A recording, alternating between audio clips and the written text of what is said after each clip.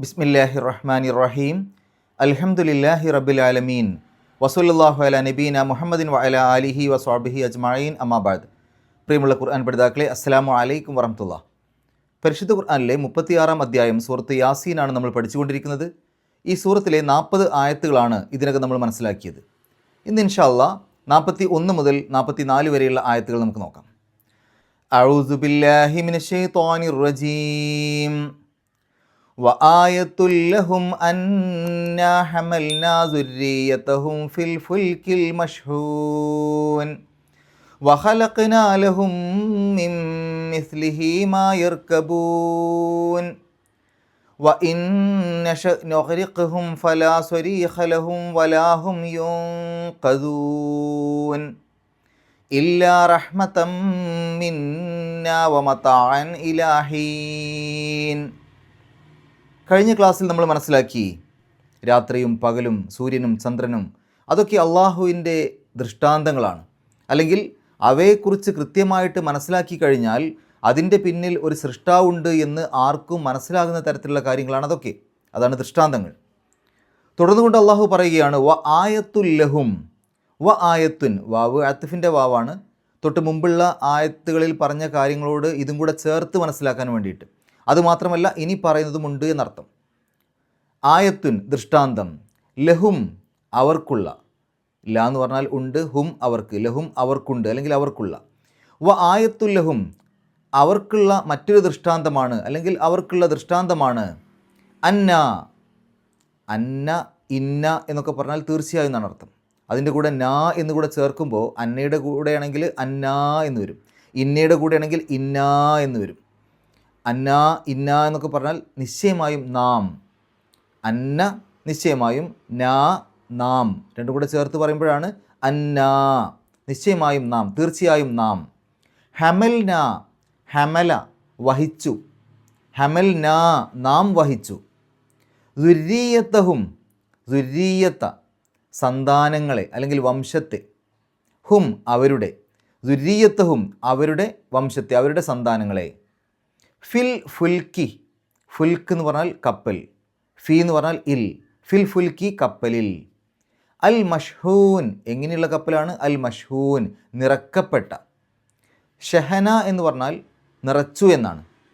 ഷാഹിനത്ത് എന്ന് പറഞ്ഞാൽ കപ്പൽ, ചരക്ക് കപ്പൽ എന്ന് പറയാം, അല്ലെങ്കിൽ ലോറിക്കൊക്കെ പറയും, ട്രക്ക് ലോറി, അതിനൊക്കെ ഷാഹിനത്ത്, ഷാഹിന എന്നാണ് പറയാം, ഷാഹിനത്ത് എന്നാണ് എഴുതുമ്പോൾ വരിക. മഷ്ഹൂൻ എന്ന് പറഞ്ഞാൽ നിറക്കപ്പെട്ട. അപ്പോൾ ഒന്നിച്ചായത്തിൻ്റെ അർത്ഥം വ ആയത്തുല്ലഹും അന്ന ഹമൽന ദുര്രിയത്തഹും ഫിൽ ഫുൽക്കിൽ മഷ്ഹൂൻ. നിറക്കപ്പെട്ട കപ്പലിൽ അവരുടെ വംശത്തെ അല്ലെങ്കിൽ അവരുടെ സന്താനങ്ങളെ നാം വഹിക്കുകയും ചെയ്തു, അതും അവർക്കുള്ള ഒരു ദൃഷ്ടാന്തമാണ്. അടുത്തായത് വ ഖലഖ്നാ ലഹും, ഖലഖ സൃഷ്ടിച്ചു, ഖലഖ്ന നാം സൃഷ്ടിച്ചു, വ ഖലഖ്ന നാം സൃഷ്ടിക്കുകയും ചെയ്തു, വാവ് അത്ഫിൻ്റെ വാവ്, എന്നർത്ഥത്തിൽ. ലഹും അവർക്ക്. മിൻ മിസ്ലിഹി, മിൻ എന്ന് പറഞ്ഞാൽ ഇൽ നിന്ന്, മിസ്ൽ പോലെ, ഹി അത്, മിസ്ലിഹി അതുപോലെ, മിൻ മിസ്ലിഹി അതുപോലെയുള്ളതിൽ നിന്ന്. മാ യർക്കബൂൻ, റക്കിബ കയറി, മർക്കബ് വാഹനം, യർക്കബു കയറും കയറുന്നു, യർക്കബൂൻ അവർ കയറും അവർ കയറുന്നു. മാ യർക്കബൂൻ അവർ കയറുന്നത് എന്ന് പറഞ്ഞാൽ അവർക്ക് സവാരി ചെയ്യാവുന്നത്, അവർക്ക് സഞ്ചരിക്കാവുന്നത്, അവർക്ക് യാത്ര ചെയ്യാവുന്നത് അല്ലെങ്കിൽ വാഹനമായി ഉപയോഗിക്കാവുന്നത്. ഒന്നിച്ചായത്തിൻ്റെ അർത്ഥം വ ഖലഖ്നാ ലഹും മിൻ മിസ്ലിഹി മാ യർക്കബൂൻ, അവർക്ക് യാത്ര ചെയ്യാവുന്നത് അതുപോലെയുള്ളതിൽ നിന്ന് നാം സൃഷ്ടിക്കുകയും ചെയ്തു. അടുത്തായത് വ ഇൻ നശ നുഗ്രിഖുഹും, വ ഇൻ നശ ഷാ ഉദ്ദേശിച്ചു, യശാ ഉദ്ദേശിക്കും ഉദ്ദേശിക്കുന്നു, നഷാ നാം ഉദ്ദേശിക്കും നാം ഉദ്ദേശിക്കുന്നു. അതിനു മുമ്പിൽ ഇൻ വരുമ്പോൾ ഇൻ നഷ് എന്നാവും. നാം ഉദ്ദേശിക്കുകയാണെങ്കിൽ, അതിൻ്റെ മുമ്പിൽ ഒരു വാവുണ്ട്, അത് അത്ഫിൻ്റെ വാവാണ്, എന്നർത്ഥത്തിൽ. അതായത് തൊട്ട് മുമ്പുള്ള ആയത്തിലേക്ക് ഇതും കൂടെ ചേർത്ത് മനസ്സിലാക്കാൻ വേണ്ടിയിട്ട്. വ ഇൻ നഷ് ഇനി നാം ഉദ്ദേശിക്കുകയാണെങ്കിൽ, നുഗ്രിഖുഹും, അഗ്റഖ എന്ന് പറഞ്ഞാൽ മുക്കി എന്നാണ്, വെള്ളത്തിലൊക്കെ മുക്കൂലേ, മുക്കി, അഗ്റഖ.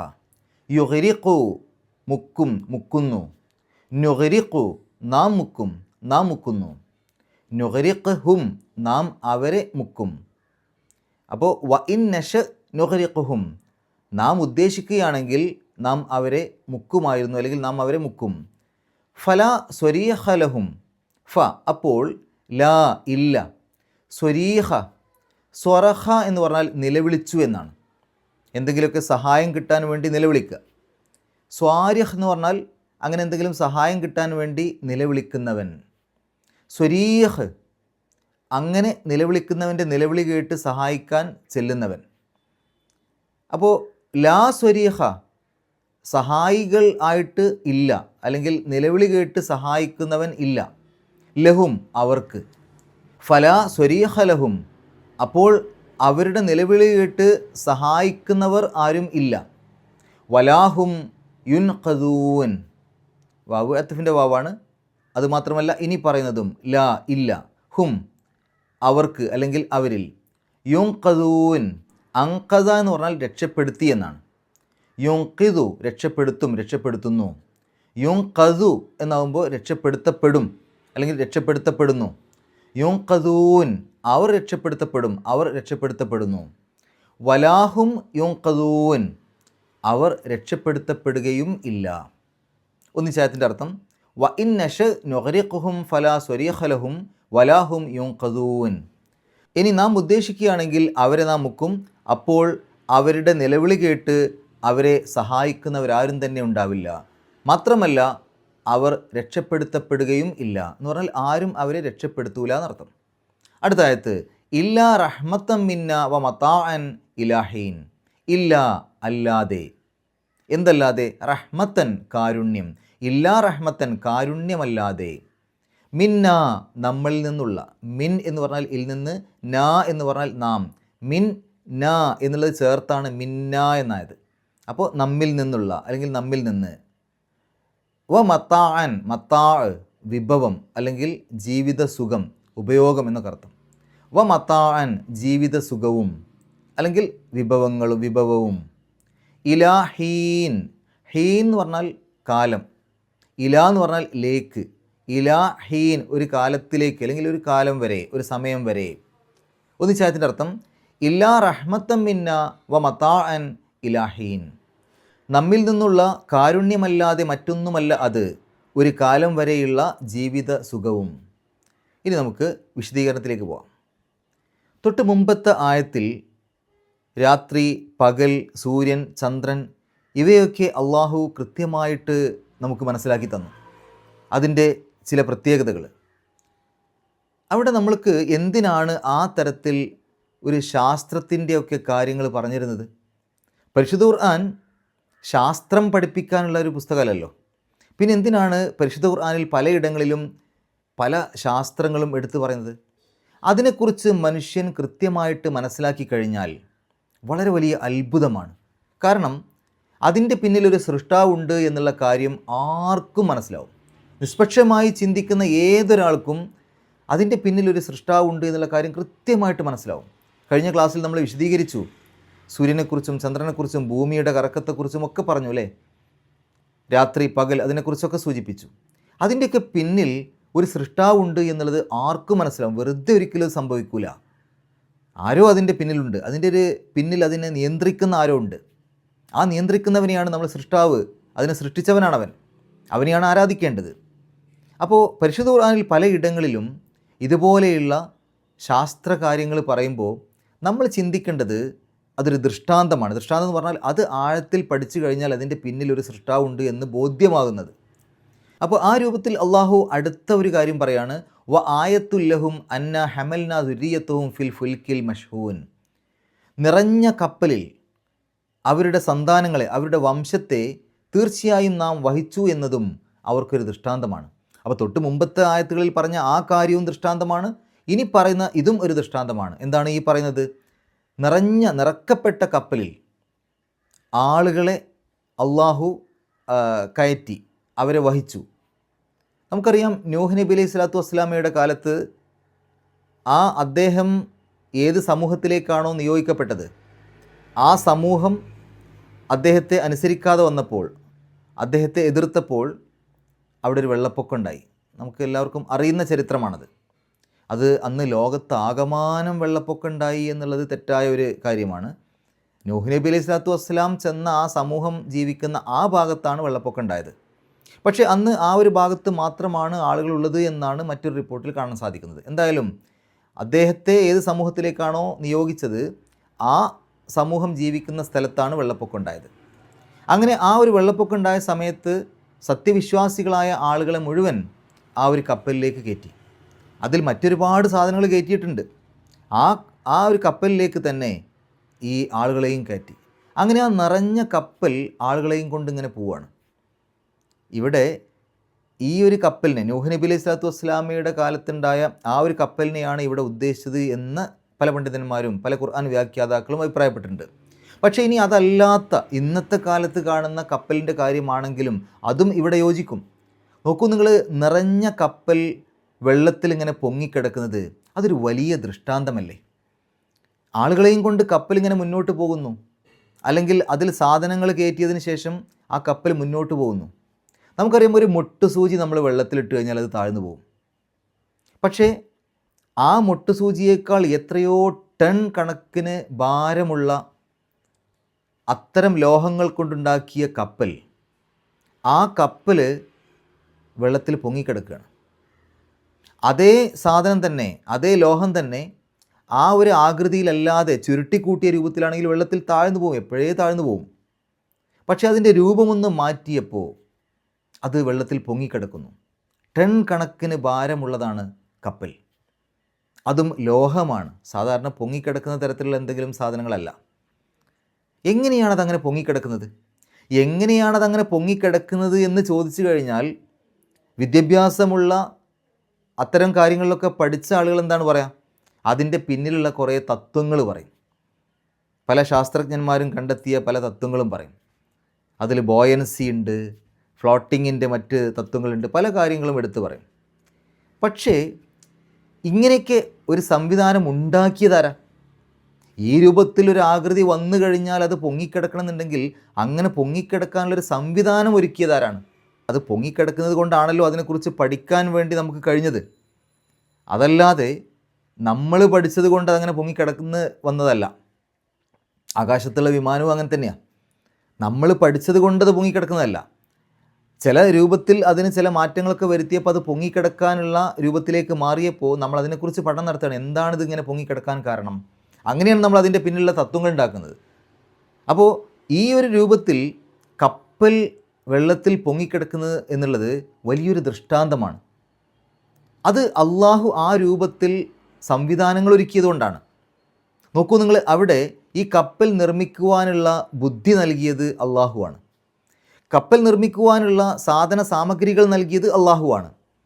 പിന്നെ ആ ഒരു പൊങ്ങിക്കിടക്കൽ എന്നുള്ള സിസ്റ്റം, ആ ഒരു സംവിധാനം, അത് ഉണ്ടാക്കിയതും അള്ളാഹുവാണ്. നമുക്ക് ബുദ്ധിയും നൽകി, അതുണ്ടാക്കാനുള്ള സാമഗ്രികളും നൽകി. പക്ഷേ അങ്ങനെ ഒരു സംവിധാനമില്ലെങ്കിൽ, അങ്ങനെ സിസ്റ്റം ഇല്ലെങ്കിൽ അത് പൊങ്ങിക്കിടക്കില്ലല്ലോ. അപ്പോൾ അള്ളാഹു ആ രൂപത്തിൽ ചില സംവിധാനങ്ങൾ ഭൂമിയിൽ ഒരുക്കി മനുഷ്യന് സൗകര്യത്തിന് വേണ്ടി.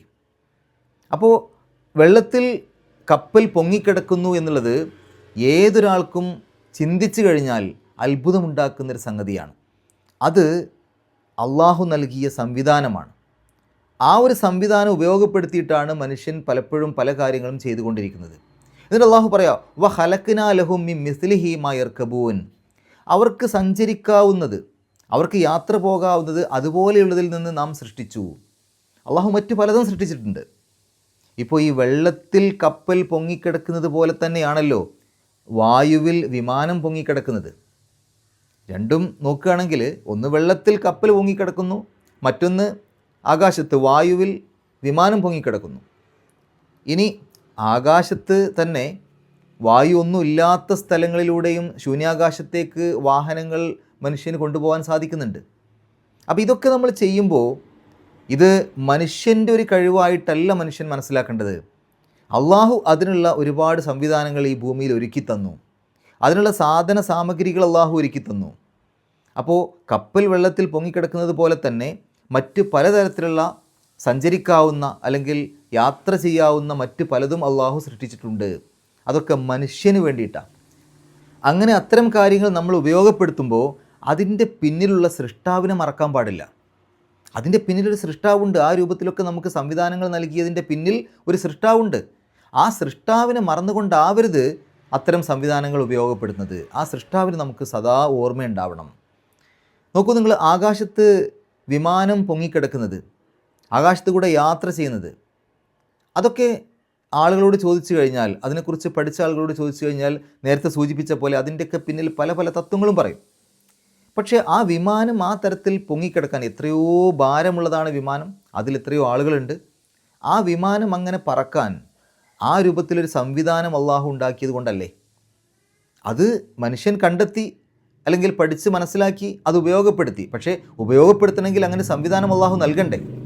അപ്പോൾ ആ ഒരു രൂപത്തിൽ അള്ളാഹു പല സംവിധാനങ്ങളും മനുഷ്യന് നൽകിയിട്ടുണ്ട്. എന്നിട്ട് അള്ളാഹു പറയുന്നൊരു കാര്യമുണ്ട്, നമ്മളെ ചിന്തിപ്പിക്കുന്നൊരു കാര്യമാണ്. വ ഇൻ നശഅ നുഗ്രിഖുഹും ഫലാ സ്വരീഖ ലഹും വലാ ഹും യുൻഖദൂൻ. അള്ളാഹു എങ്ങാനും അതിനെ മുക്കാൻ ഉദ്ദേശിക്കുകയാണെങ്കിൽ, ആ നിറഞ്ഞ കപ്പലുണ്ടല്ലോ, അതിനെ അള്ളാഹു എങ്ങാനും കടലിൽ അങ്ങ് മുക്കാൻ വേണ്ടി ഉദ്ദേശിച്ചു കഴിഞ്ഞാൽ അവരുടെ നിലവിളി കേട്ട് ഓടി വരാൻ ആരും ഉണ്ടാവില്ല. അവർ രക്ഷപ്പെടുത്തപ്പെടുകയില്ല. എന്ന് പറഞ്ഞാൽ ആരും അവരെ രക്ഷപ്പെടുത്താൻ ഉണ്ടാവില്ല. ഇപ്പോൾ നടുക്കടലിലൊക്കെ ആണെങ്കിൽ എങ്ങനെയാ കരയിലേക്ക് വല്ല നിലവിളിയും കേൾക്കൂ? ഒന്നും കേൾക്കൂലല്ലോ. അതുപോലെ തന്നെ നമുക്കറിയാം, തോണിയിലും മറ്റൊക്കെ പോകുന്ന ആളുകളുണ്ട്, പലപ്പോഴും അപകടങ്ങൾ സംഭവിക്കുന്നു. ഈ സമയത്ത് നടുക്കടലിലൊക്കെ ആണെങ്കിൽ, കടലിൻ്റെ കുറച്ച് ഉൾഭാഗത്തേക്കൊക്കെ ആണെങ്കിൽ കരയിലേക്കൊന്നും കേൾക്കൂല, ഒരു നിലവിളിയും കേൾക്കൂല.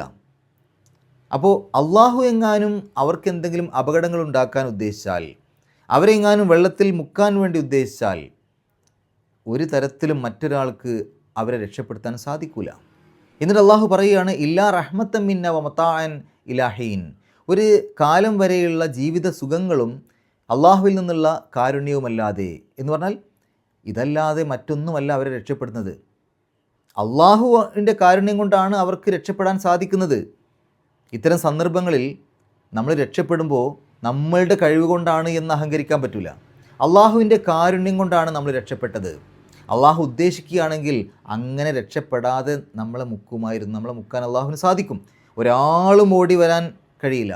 ഒരാൾക്കും ആ നിലവിളി കേൾക്കാൻ പോലും കഴിയാത്ത രൂപത്തിൽ ഒരുപക്ഷെ ആളുകൾ മുങ്ങിപ്പോകും. അപ്പോൾ നമ്മൾ രക്ഷപ്പെടുന്നത് അള്ളാഹുവിൻ്റെ കാരുണ്യം കൊണ്ടാണ്. അതുപോലെ ഒരു നിശ്ചിത കാലം വരെ അള്ളാഹു നമുക്ക് ജീവിത സുഖങ്ങൾ നൽകാൻ ഉദ്ദേശിച്ചത് കൊണ്ടുമാണ്. അതുകൊണ്ടാണ് നമുക്ക് ആ തരത്തിൽ രക്ഷപ്പെടാൻ പറ്റുന്നത്. അല്ലാതെ നമ്മളുടെ കഴിവുകൊണ്ടാണെന്ന് മനുഷ്യ നീ ഒരിക്കലും അഹങ്കരിക്കരുത്. ഇല്ലാ റഹ്മത്തൻ മിന്ന, നമ്മിൽ നിന്നുള്ള കാരുണ്യമല്ലാതെ മറ്റൊന്നുമല്ല നിങ്ങളെ ആ തരത്തിൽ രക്ഷപ്പെടുത്തുന്നത്. വ മതാഅൻ ഇലാഹീൻ, ഒരു കാലം വരെയുള്ള ജീവിത സുഖങ്ങളും. അപ്പോൾ ഒരു കാലം വരെയുള്ള ജീവിത സുഖങ്ങൾ തരാൻ അള്ളാഹു ഉദ്ദേശിച്ചതും അള്ളാഹുവിൻ്റെ കാരുണ്യവും ഇതുകൊണ്ടാണ് നമുക്ക് അത്തരം സന്ദർഭങ്ങളിൽ രക്ഷപ്പെടാൻ സാധിക്കുന്നത്. അതല്ലാതെ മറ്റൊന്നുമല്ല നമുക്ക് രക്ഷപ്പെടാനുള്ള സാധ്യത വരുന്നത്, അതല്ലാതെ മറ്റൊന്നുമല്ല. ഈ ആയത്തുകളിൽ കപ്പലിനെക്കുറിച്ചാണ് പറഞ്ഞത് എന്നുണ്ടെങ്കിലും നമ്മൾ ഉപയോഗിക്കുന്ന ഏത് വാഹനത്തെക്കുറിച്ച് ചിന്തിച്ചാലും അതിലൊക്കെ നമുക്ക് ദൃഷ്ടാന്തങ്ങൾ കാണാൻ സാധിക്കും. അതൊക്കെ ഉപയോഗപ്പെടുത്തുമ്പോൾ ആ റബ്ബിനെ മറക്കാതെ ആയിരിക്കണം നമ്മൾ ആ വാഹനങ്ങളൊക്കെ ഉപയോഗപ്പെടുത്തുന്നത്. ഏതായാലും ഈ ആയത്തുകളിൽ വന്ന പാരായണ നിയമങ്ങൾ നോക്കാം. വ ആയത്തുല്ലഹും, ആയത്തുൻ അതിൻ്റെ അവസാനത്തിൽ തൻവീന് ശേഷം ലാമാണ്. ലാമിൻ്റെ മുമ്പ് തൻവീന് വരുമ്പോൾ ആ തൻവീനെ ലാമിലേക്ക് പൂർണ്ണമായും ലയിപ്പിക്കണം, മണിക്കാനേ പാടില്ല. ഇദ്ഗാം ബിലാ ഗുന്ന അല്ലെങ്കിൽ ഇദ്ഗാം ബിഗൈരി ഗുന്ന. അപ്പോൾ വ ആയത്തുല്ലഹും, വ ആയത്തുല്ലഹും, ആയത്തു എന്ന് പറഞ്ഞിട്ട് ഇല്ല ശബ്ദുള്ള ലാം പറഞ്ഞാൽ മതി. വ ആയത്തുല്ലഹും അന്ന, നൂൻ്റെ ശബ്ദ് മണിക്കുക. ഹമൽന ദുരീയത്തഹും ഫിൽ ഫുൽക്കിൽ മഷ്ഹൂൻ, അവസാനത്തെ നൂന് സുക്കൂന്, തൊട്ട് മുമ്പുള്ള നീട്ടിൽ 6 ഹർക്കത്തിൻ്റെ ദൈർഘ്യം വരെ ആവാം.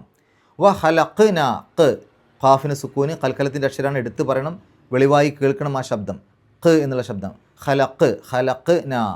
ലഹുമ്മിൻ, 2 മീമുകൾ അടുത്തടുത്ത് വന്നു, ആദ്യത്തെ മീമിന് സുക്കൂന്. അങ്ങനെയാവുമ്പോൾ രണ്ടും കൂടെ ചേർത്ത് ഷദ്ദുള്ള മീമായിട്ട് മണിച്ചിട്ട് പറഞ്ഞാൽ മതി. ഇദ്ഗാം മുതമാസിലൈൻ എന്നാണ് അതിൻ്റെ പേര്. അപ്പോൾ ലഹുമ്മിൻ, ലഹുമ്മിൻ. മിൻ എന്നുള്ളതിൻ്റെ അവസാനത്തിൽ സുക്കൂനാണ്, ശേഷം മീമാണ്. മീമിൻ്റെ മുമ്പ് സുക്കൂൻ നൂന് വന്നാൽ ആ സുക്കൂൻ നൂനിനെ മീമിലേക്ക് ലയിപ്പിക്കുക, മണിക്കുക. ഇദ്ഗാം ബിഗുന്ന.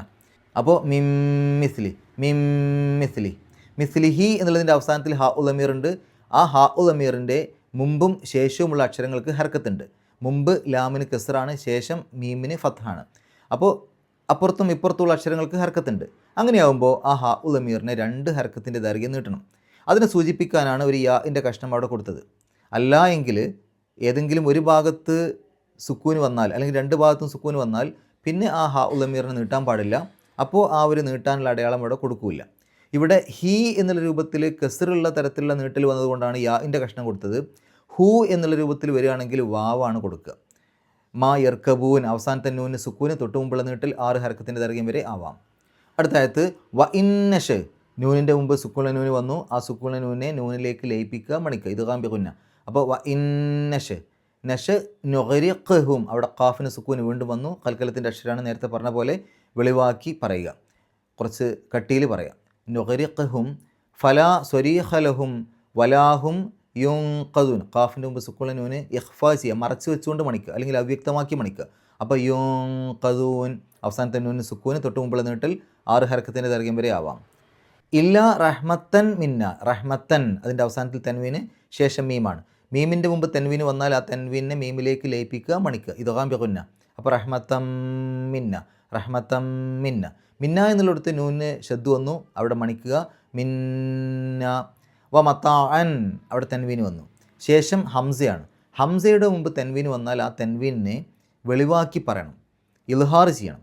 അപ്പോൾ മത്താഅൻ എൻ എന്നുള്ള ശബ്ദം പുറത്തേക്ക് കേൾക്കണം. മത്താഅൻ ഇലാഹീൻ അവസാനത്തെ നൂന് സുക്കൂന് തൊട്ട് മുമ്പുള്ള നീട്ടൽ 6 ഹർക്കത്തിൻ്റെ ദൈർഘ്യം വരെ ആവാം.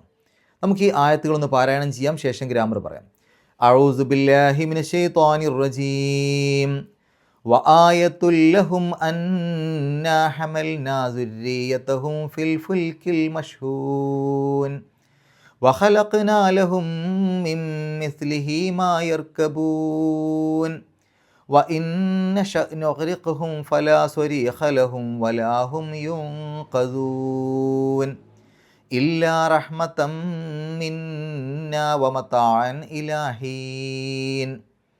ഗ്രാമർ നോക്കുകയാണെങ്കിൽ വ ആയത്തുല്ലഹും അന്ന ഹമൽന ഹമല വഹിച്ചു, ഹമൽന നാം വഹിച്ചു. എന്തിനെ? ആരെ? ദുര്രിയത്ത സന്താനങ്ങളെ. അപ്പോൾ അത് ആ ദുര്രിയത്ത എന്നുള്ള പദം മഫ്ഊലുൻ ബിഹിയാണ്, ഒബ്ജക്റ്റാണ്, കർമ്മാണ്. മഫ്ഊലുൻ ബിഹിക്ക് എപ്പോഴും ഇറാബ് നെസ്ബായിരിക്കും. സാധാരണഗതിയിൽ ഫത്തഹ് കൊണ്ടോ ഫത്തഹ് തൻവീനുണ്ടോ, അതുകൊണ്ടാണ് ദുര്രിയത്ത അവസാനത്തിൽ ഫത്തഹ് ഇട്ടത്. ഫിൽ ഫുൽക്കി ഫി എന്നുള്ളത് ഹർഫ് ജറാണ്. ഫീക്ക് ശേഷം വരുന്ന ഇസ്മുകൾക്ക് ജറ് കിട്ടും, സാധാരണ കെസർ കൊണ്ടോ കെസർ തൻവീനും കൊണ്ടോ. അപ്പോൾ ഇവിടെ ഫിൽ ഫുൽക്കി ഫുൽക്കി അവസാനത്തിൽ കെസർ ഇടാനുള്ള കാരണം ഫീ വന്നതുകൊണ്ടാണ്. ഇനി ആ ഫുൽക്ക് എന്നുള്ള പദത്തെ വിശേഷിപ്പിക്കുന്ന പദമാണ് മഷ്ഹൂൻ. നിറക്കപ്പെട്ട കപ്പൽ. എങ്ങനെയുള്ള കപ്പൽ? നിറക്കപ്പെട്ട കപ്പൽ. അപ്പോൾ ആ കപ്പലിനെ വിശേഷിപ്പിക്കുകയാണ്. ഒരു പദത്തെ മറ്റൊരു പദം കൊണ്ട് വിശേഷിപ്പിക്കുമ്പോൾ രണ്ടിനും ഒരേ രൂപഘടനയാണ് കിട്ടുക. അപ്പോൾ ഫുൽക്ക് എന്നുള്ളതിൻ്റെ വിശേഷണമാണ് മഷ്ഹൂൻ. രണ്ടിനും ഒരേ രൂപഘടന കിട്ടിയിട്ടുണ്ട്. രണ്ടിൻ്റെയും തുടക്കത്തിൽ അലിഫ്ലാമുണ്ട്, രണ്ടിൻ്റെയും അവസാനത്തിൽ ജറ് കിട്ടിയിട്ടുണ്ട്. ഫുൽക്കി മഷ്ഹൂനി രണ്ടും ഒരേ രൂപത്തിലാണ്. ഇനി അടുത്തായത് വഖലഖ്നാ ലഹും മിൻ. മിൻ എന്നുള്ളത് ഹർഫ് ജറാണ്, അതിനുശേഷം വരുന്ന ഇസ്മുകൾക്ക് ജറ് കിട്ടും, അതുകൊണ്ടാണ് മിസിലി എന്നെഴുതിയത്. മാ യർകബൂൻ വ ഇന്നഷ് അവിടെ ഇൻ വന്നു. ഇൻ വന്നു കഴിഞ്ഞാൽ നിബന്ധനയ്ക്ക് വേണ്ടിയിട്ടുള്ള ഒരു കണ്ടീഷൻ പറയാൻ, ഒരു നിബന്ധന പറയാൻ വേണ്ടിയിട്ട്, അങ്ങനെയാണെങ്കിൽ എന്നുള്ള രൂപത്തിലൊരു നിബന്ധന പറയാൻ വേണ്ടിയിട്ടുള്ള ഇന്ന് വരുമ്പോൾ ആ ഇന്നിന് ശേഷം 2 മുളാരിയായിട്ടുള്ള ക്രിയകൾക്ക് ജസ്മ് കിട്ടും. ജസ്മ് എന്ന് പറഞ്ഞാൽ സാധാരണഗതിയിൽ ആ മുളാരിയായിട്ടുള്ള ക്രിയയുടെ അവസാനത്തിൽ സുക്കൂന് കൊടുക്കുകയാണ് ചെയ്യുക, എപ്പോഴും അങ്ങനെ അല്ലെങ്കിലും. അപ്പോൾ ഇവിടെ ഇൻ വന്നു. അങ്ങനെയാണെങ്കിൽ എന്ന് പറഞ്ഞിട്ട് എന്താണോ ക്രിയ പറയുന്നത് അതിന് ജസ്മ് കിട്ടും. പിന്നെ അതിൻ്റെ ഒരു ജവാബായിട്ട് വരും, അങ്ങനെയാണെങ്കിൽ ഇങ്ങനെ ചെയ്യും എന്നുള്ള രൂപത്തിൽ. അപ്പോൾ ഇവിടെ വ ഇൻ നഷ് നാം ഉദ്ദേശിക്കുകയാണെങ്കിൽ, അപ്പോൾ ആ ഉദ്ദേശിക്കുക എന്നുള്ള പദം അത് മുളാരിയായിട്ടുള്ള രൂപത്തിലാണ് വന്നതെങ്കിൽ അതിന് ജസ്മ് കിട്ടും. നഷാ ഉ എന്നാണ് പദം. നഷാ ഉ എന്നുള്ള മുളാരിയായിട്ടുള്ള ക്രിയയുടെ മുമ്പിലാണ് ഇൻ വന്നത്. അപ്പോൾ എങ്ങനെയാണ് അതിന് ജസ്മ് കൊടുക്കുക? നഷാ ഉ എന്നുള്ളതിൻ്റെ അവസാനത്തിൽ ആ ലമ്മ് മാറ്റി അവിടെ സുക്കൂന് കൊടുക്കും. അപ്പോൾ ഇൻ നഷാ എന്നാവും. നഷാ എന്ന് എഴുതുമ്പോൾ ഒരു പ്രശ്നമുണ്ട്. ഷാ എന്നുള്ള ആ നീട്ടലുണ്ടല്ലോ, ആ മദ്, അത് ശരിക്കൊരു സുക്കൂനുള്ള അക്ഷരമായിട്ടാണ് പറയാം. കാരണം ആ എന്നുള്ള അലിഫ്, നീട്ടാൻ ഉപയോഗിക്കുന്ന അലിഫിനെ ഒരു സുക്കൂനുള്ള അക്ഷരമായിട്ടാണ് പറയാം. അപ്പോൾ ഷീനിൻ്റെ കൂടെ നീട്ടാൻ ഉപയോഗിക്കുന്ന ഒരു അലിഫുണ്ട്, ഷാ എന്നെഴുതാൻ വേണ്ടിയിട്ട്, അവിടെ ഒരു അലിഫുണ്ട്. അതിനുശേഷം ഒരു ഹംസ വന്നു ഒറ്റയ്ക്ക്, അതിൻ്റെ മേലൊരു സുക്കൂനുണ്ട്.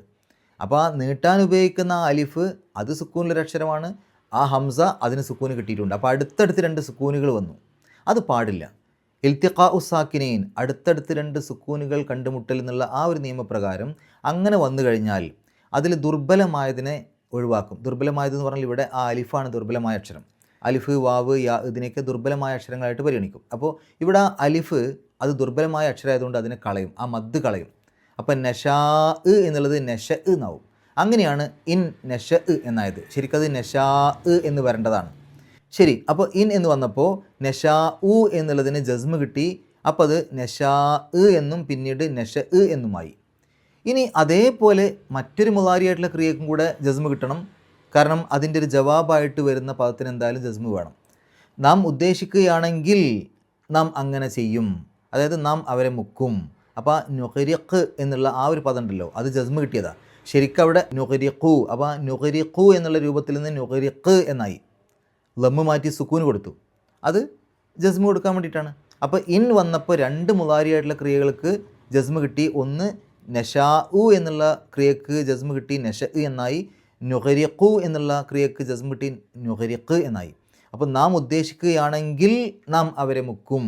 രണ്ട് ക്രിയകൾ വന്നു. അങ്ങനെയാണെങ്കിൽ ഇങ്ങനെ ആ രണ്ടിടത്തും ജസ്മ് കിട്ടിയിട്ടുണ്ട്. ഫലാ സ്വരീഹ ലഹും വലാഹും യുൻഖദൂൻ. യുൻഖദൂൻ എന്ന് പറയുമ്പോൾ അത് മജ്ഹൂൽ രൂപമാണ്, അല്ലെങ്കിൽ പാസീവ് രൂപത്തിലാണിത് പറഞ്ഞത്. അപ്പോൾ രക്ഷപ്പെടുത്തും എന്ന് പറഞ്ഞതും രക്ഷപ്പെടുത്തപ്പെടും എന്ന് പറഞ്ഞതും തമ്മിൽ വ്യത്യാസമുണ്ട്. ഇവിടെ യുൻഖിദു അല്ല യുൻഖദു ആണ്. അങ്കദ രക്ഷപ്പെടുത്തി, യുൻഖിദു രക്ഷപ്പെടുത്തും. യുൻഖദു ആണെങ്കിൽ രക്ഷപ്പെടുത്തപ്പെടും. എന്താണ് രക്ഷപ്പെടുത്തും എന്നും രക്ഷപ്പെടുത്തപ്പെടും എന്ന് പറയുമ്പോൾ തമ്മിൽ വ്യത്യാസം? ഇപ്പോൾ നമുക്കൊരു ഉദാഹരണം പറയാം. റഹീം രക്ഷപ്പെടുത്തും ആരെങ്കിലും ഒരാളെ പേര് പറഞ്ഞാൽ മതി. അപ്പോൾ റഹീം അദ്ദേഹത്തെ രക്ഷപ്പെടുത്തും. എന്നാൽ റഹീം രക്ഷപ്പെടുത്തപ്പെടുമെന്ന് പറഞ്ഞാലോ മറ്റാരോ വന്ന് റഹീമിനെ രക്ഷപ്പെടുത്തുന്നതാണ്. തമ്മിൽ വ്യത്യാസമുണ്ട്. രക്ഷപ്പെടുത്തുമെന്ന് പറയുമ്പോൾ റഹീം മറ്റാരെയോ രക്ഷപ്പെടുത്തും. റഹീം രക്ഷപ്പെടുത്തപ്പെടുമെന്ന് പറഞ്ഞാൽ റഹീമിനെ മറ്റാരോ വന്ന് റഹീമിനെ രക്ഷപ്പെടുത്തും. തമ്മിൽ വ്യത്യാസമുണ്ട്. ഇല്ലാ റഹ്മത്തം മിന്ന വ മതാഅൻ ഇലാഹീൻ. ഇല എന്നുള്ളത് ഹർഫ് ജറാണ്. അതിനുശേഷം വരുന്ന ഇസ്മുകൾക്ക് ജറ് കിട്ടും. അത് ഹീനിൻ എന്നെഴുതാനുള്ള കാരണം ആ ഇല വന്നതുകൊണ്ടാണ്. ഇത്രയും കാര്യങ്ങളാണ് ഈ ആയത്തുകളിലൂടെ നമ്മൾ മനസ്സിലാക്കേണ്ടത്. അള്ളാഹു പരിശുദ്ധ ഖുർആൻ ഏറ്റവും നല്ല രൂപത്തിൽ പഠിക്കുവാനും അത് ജീവിതത്തിൽ പകർത്തുവാനും കഴിവിൻ്റെ പരമാവധി മറ്റുള്ള ആളുകൾക്ക് എത്തിച്ചു കൊടുക്കുവാനുമുള്ള സന്മനസ്സും തൗഫീക്കും സൗഭാഗ്യവും നമുക്ക് ഏവർക്കും പ്രദാനം ചെയ്യുമാറാകട്ടെ. വാഖിർ ദഅ്വാനാ അൽഹംദുലില്ലാഹി റബ്ബിൽ ആലമീൻ. അസ്സലാമു അലൈക്കും വറഹ്മത്തുള്ളാഹി.